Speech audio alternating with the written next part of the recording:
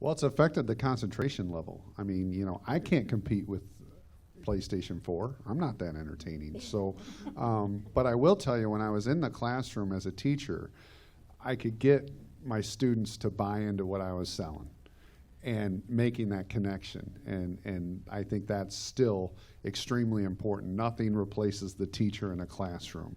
Technology is a secondary piece. It's an ancillary that we use.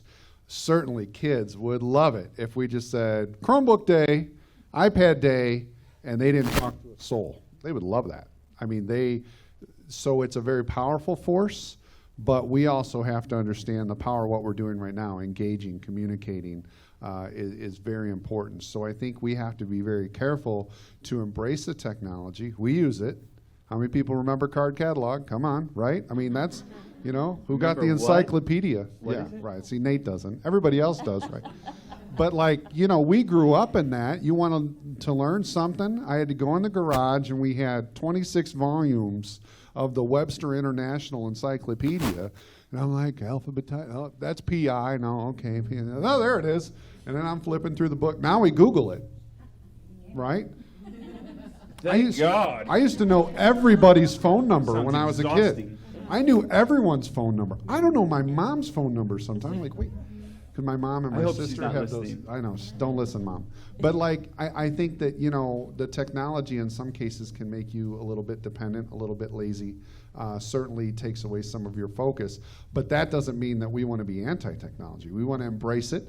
I just think that we have to be responsible in how we're introducing that, and also make sure that, there's a specific learning measure that we're trying to use technology with, and not replacing conversation.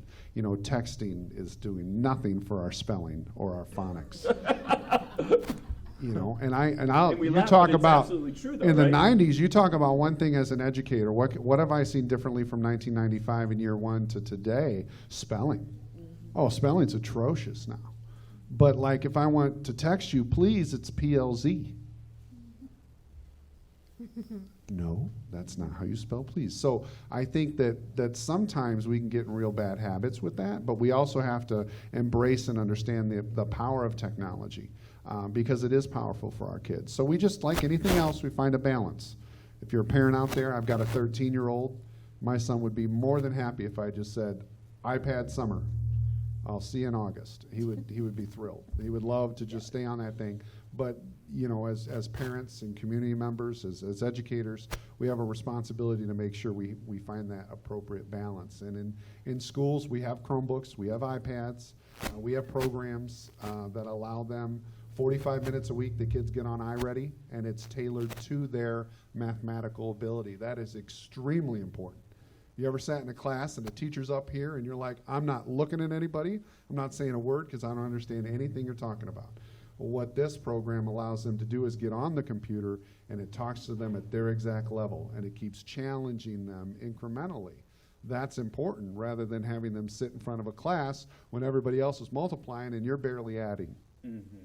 So we have programs like that utilize the technology, and that's 45 minutes a week. That's just to their level. So things like that are extremely important, and that's probably not something that people know about.